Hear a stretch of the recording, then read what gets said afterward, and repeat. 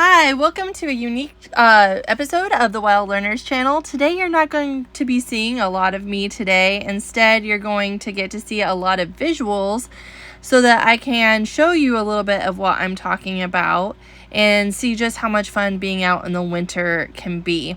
So if you don't catch it all in the video, that's going to be okay, because I'm going to link everything that I'm talking about in the video description, as well as a link to my website where you can find under my blog section this full document that has all of this information in it for you as well. So I'm so excited to get started with you today, and let's jump right in. So I was in college the first time I had a professor tell me something that really stuck with me forever, and that was there's no such thing as bad weather, just bad clothing choices. And obviously with the field that we are in, I'm sure a lot of you have heard of that or heard some version of that quote, but I had never heard it before, and it really stuck with me. A lot of you that have listened know that I came from a public school background.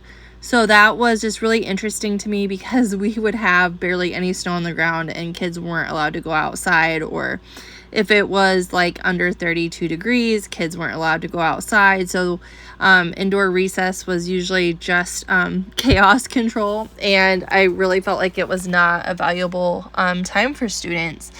And as I started my own school and as I worked with other programs, it was really interesting to dive deeper into this and see how valuable learning can be in the wintertime, and what a great resource winter can be for learning. And so I will be talking a lot about how to dress in layers. I'll go over some graphics about layering that REI put out, and it's great. I also will be going over important things that as educators we need to be aware of, like wind chill, frostbite, hypothermia, things like that. I'll also be talking about something that, yes, you should do if you're with kids out in the winter, and that's building campfires for warmth, even with children, and how to do that safely, and other ways that you can keep warm by like building shelters and things like that. So we're going to go ahead and get started with layering. I think that's a really important first step in our outdoor learning experiences. Okay, so this is a really great graphic. I would use it more as a starting point. Obviously, the way children respond to the cold is going to differ from child to child. But this is a really good starting point, so I thought I'd kind of go over it. If it's chilly out, so I would say that would be like 50 degrees or warmer. You would want to have 1 to 2 layers on, so that might be like a long sleeve shirt or like a sweatshirt and maybe even like a light jacket. And then you want to make sure, especially this time of the year, that outer layer, that shell, is water resistant, to make sure that you're keeping out the rain, or if there is light snow on the ground, and there's always mud. So making sure that is going to just stay on that outer layer and not be absorbed in is really important. Waterproof shoes is something that I cannot stress is how important that is. If you can keep your feet dry, you're going to stay dry. Also, when it's chilly, so when we're talking like that 50 degrees or warmer, jeans are not always the warmest option. Sweatpants actually tend to be a lot more comfortable in this weather. And maybe even like a light pair of waterproof pants, like rain pants or something layered over that, I think would be really appropriate for this time of the year. So the next graphic we see is for cold. So that's going to be your, I would say 30s and 40s for children. You're going to want 2 to 3 layers. They definitely need to have gloves. Again, we need to have those waterproof boots. For pants, they really need to have 1 or 2 layers as well. So maybe sweatpants and then a pair of snow pants on top of that. Hats are going to be really important. You lose most of your body heat through either wet feet or the top of your head. And then making sure that depending on how much they're moving, if they remove layers, that the layers that are underneath are still going to be warm and be able to resist, wind or the wetness outside. So the next graphic is for extreme cold. And I think this one is probably the most important. My class goes outside almost every day. So I think there was only 1 or 2 days last year that it was just either too windy, which is a threat for us because we have trees, or because it was just too bitter cold. And we'll get into wind chill a little bit later in this video. But for the extreme cold, you're going to want 3 layers. So you're going to want maybe a long sleeve t-shirt, a sweatshirt, and then a nice puffy coat that has like down filling or something in that line. It's going to be water resistant as well. Gloves are going to be really important. I didn't mention this earlier for the cold, but for cold and extreme cold, I really hate knit gloves. They get wet. They don't really keep you warm. Really having good water resistant gloves is key to make sure that kids stay comfortable. Having 2 layers, again, I would suggest having like really thick fleece sweatpants or some kind of thermal layer, and then having the snow pants as well. Again, a warm hat, make sure those ears are covered, and a face mask like a gaiter is really good for helping keep their lips from getting chafed and just block some of that wind from their face. And again, a good, nice coat. It's really easy to find coats anymore. A lot of them are rated for weather, so you can look at the coat and know how warm it's going to be. And again, the waterproof boots. So this is just a baseline, but I also want to stress that you do not have to be super rich to be able to afford for your kid to be able to go to an outdoor classroom and enjoy themselves. Like, of course, Sierra and REI and Patagonia and North Face have amazing products. I love their products. They're wonderful. But I also understand that for children particularly, it's maybe not the most cost effective with the way that they grow to make that kind of investment. And so there are a lot of other great options. Columbia, I would say, is more of a middle line option. It's a little bit cheaper, but still amazing products. And to be honest, I have found most of my kids' winter gear on Amazon, and they're not big names. Most of them, actually, I couldn't even pronounce the names or tell you the brand name. But just looking through the reviews and being really careful with that, and doing some other like checking online, I have found some really inexpensive but really high quality snow pants. Actually, the snow pants that I bought my son 3 years ago, my oldest, are still alive and well. And I have been using them with my youngest, and it's been great. Like, they've lasted 3 years and they're still going strong. I think I paid like $20. So you don't have to invest a ton of money into this, but it is really important to make sure that they have these layers so that they stay comfortable. So we're going to be talking about campfire safety. It is something that my school does when it gets below 0. So because we have the woods, we have shelters, and we're making sure we're dressed in layers, it's not something that I really feel like we need to do for safety reasons above 0 degrees. Now, there are different things that I will take into account when I'm trying to decide if we need a fire. Things like, what's the wind look like today, or is there active precipitation falling, and things like that. But for the most part, it's been pretty standard to just do it at 0 degrees or colder. So I practice standard fire safety with the kids. I usually start in November. We do it every year, talk about how to act around the fire, how not to act around the fire. I have my students actually help me build the fires, and I think that's been really good at helping them build a respect and an ownership of the campfire, so they're less likely to do things that may be a little bit more risky or would cause injury to themselves. I also make sure that we use straw bales, because in the winter the stumps can tend to get a little icy for sitting on. So I have straw bales that they can sit on, and that tends to hold your heat a little bit better. And also the straw itself tends to absorb a lot of the moisture, so they're not getting their clothes as wet. Again, if you've listened to me, you know that we have a giant teepee wrapped in tarps that they can also go into for a windbreak, and that's been really awesome.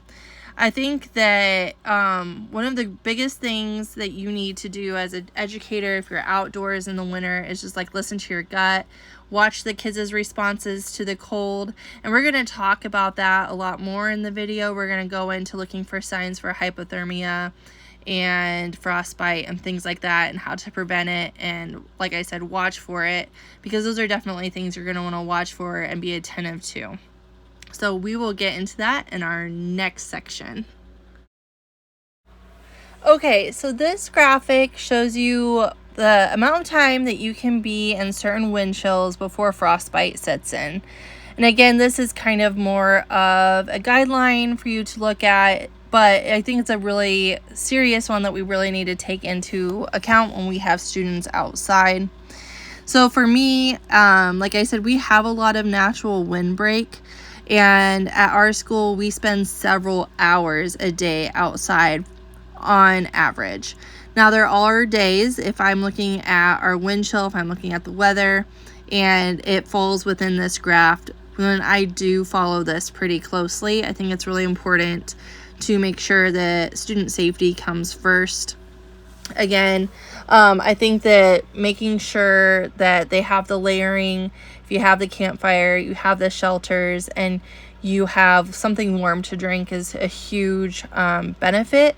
But with wind chill, the problem is any kind of exposed skin, whether they are in 4 or 5 layers, if they have any exposed skin, like especially around the eyes or the nose, that can really be a really dangerous thing if you're not following this.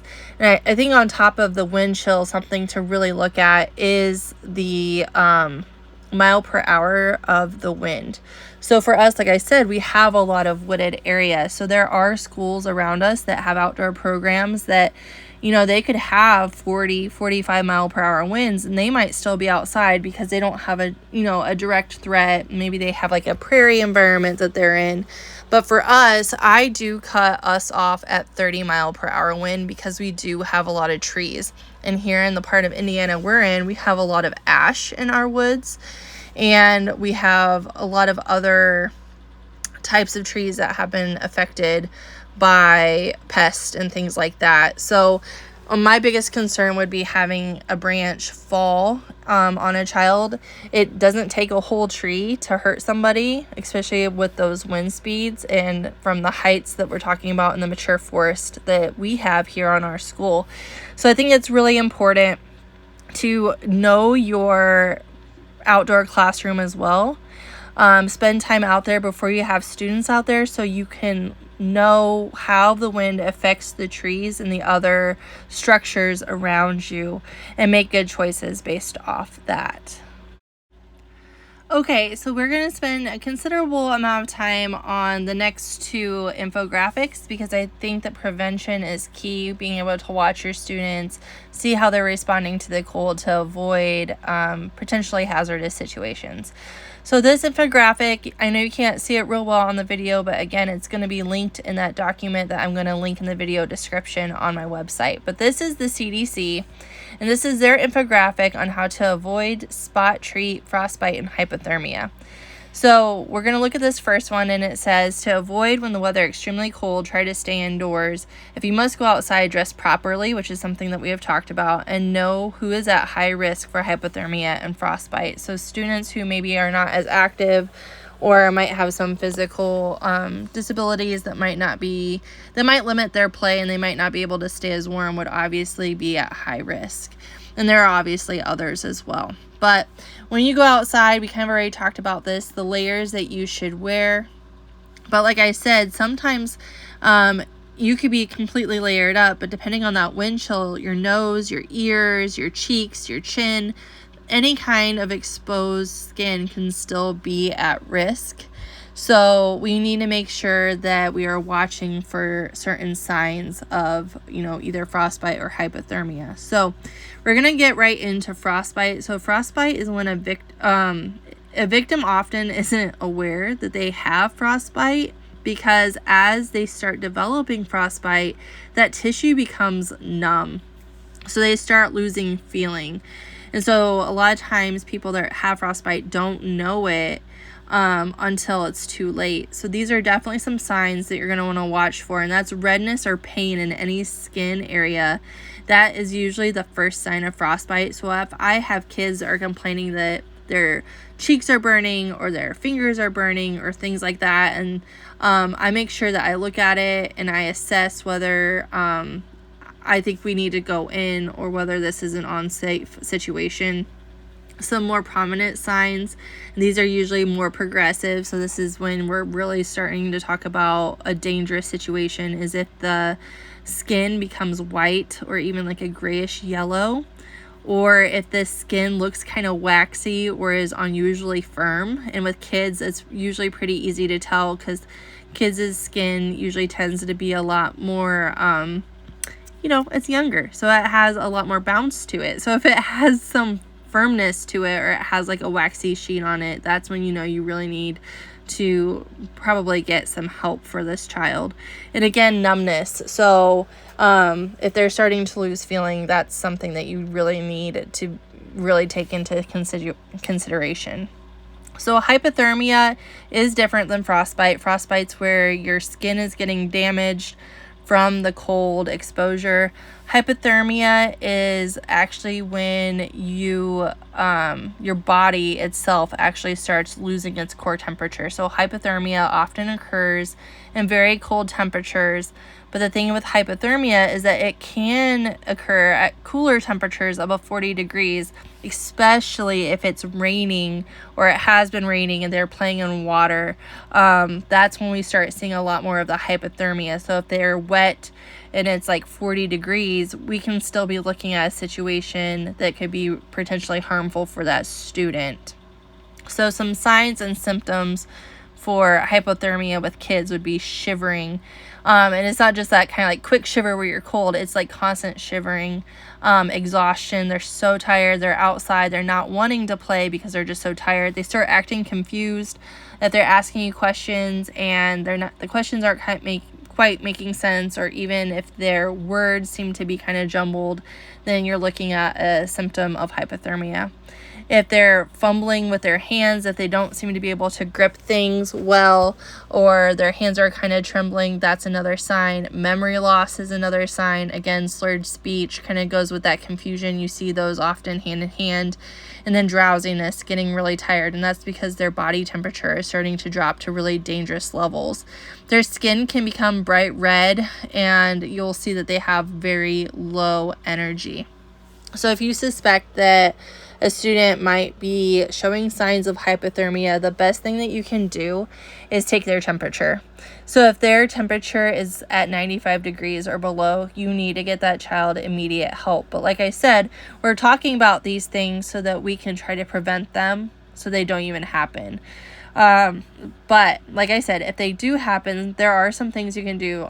First thing I would do is get professional medical attention as soon as possible. So call 911, or if you have somebody on staff that can get to them right away and administer medical care, I would do that right away.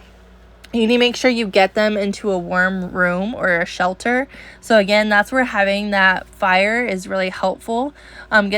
Kids will naturally know when they're getting cold, and they'll go to that fire to warm up a little bit and then go on to play. So they're constantly coming back to get their body temperature up, so it really prevents that from even happening in the first place. If they have wet clothes, something that you need to do is remove any wet clothing that they have. So my parents know that they need to have a second pair of clothing in their backpacks, so that if they do have wet layers on, we can take those off and put new, dry, warm layers on. If you have blankets or other clothing that you can add, get that on them right away.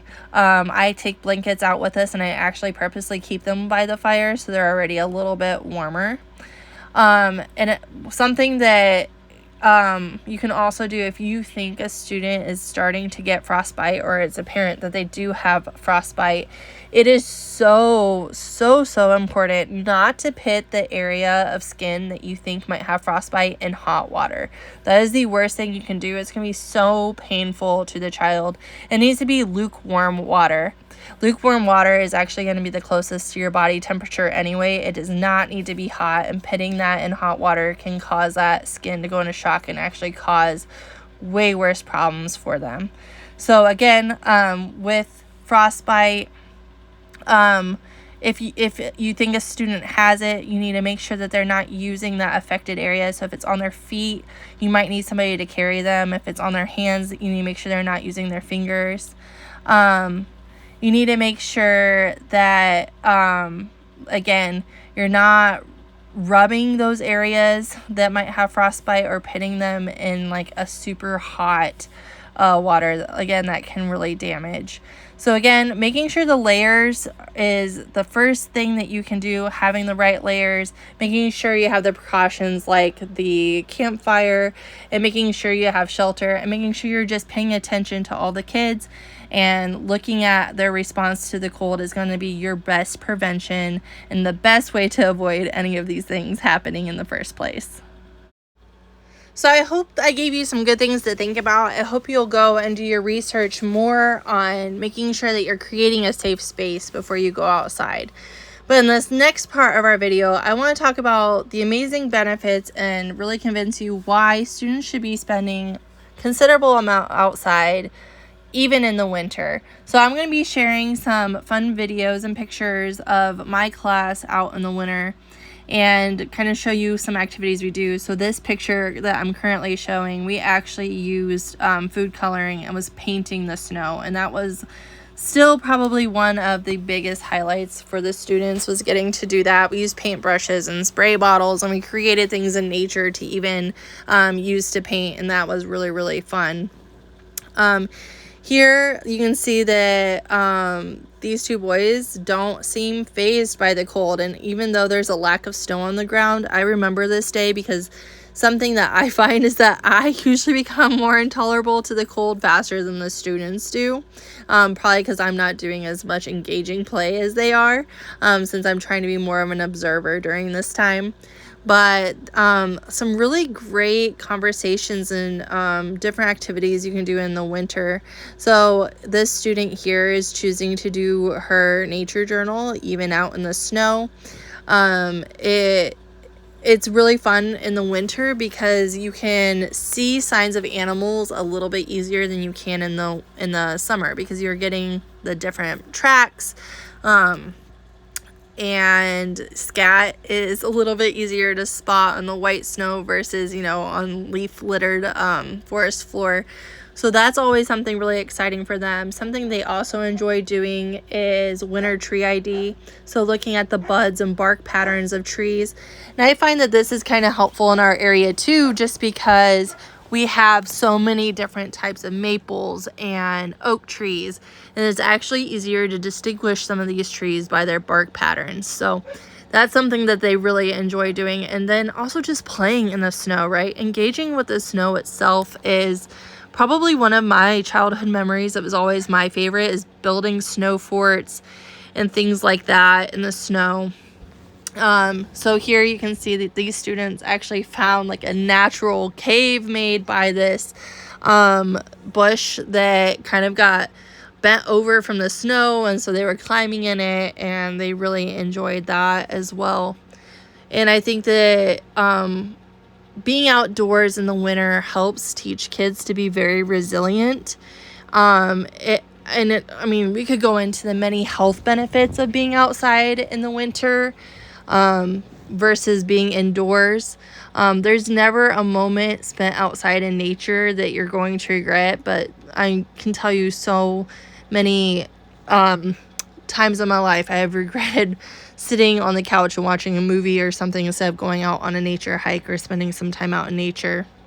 It's really good not only for their physical health, but also their mental health. So this was something really fun. I do this every year with the students, and we've done different variations of it. So I used a donut tray, and we filled it with water, and then I use all natural food coloring, but we have also used like pokeberries and things like that to dye the water. And then we freeze it outside, and then we decorate trees with these ornaments. We have also done it so that we have not used any natural food dye. We've just left it clear.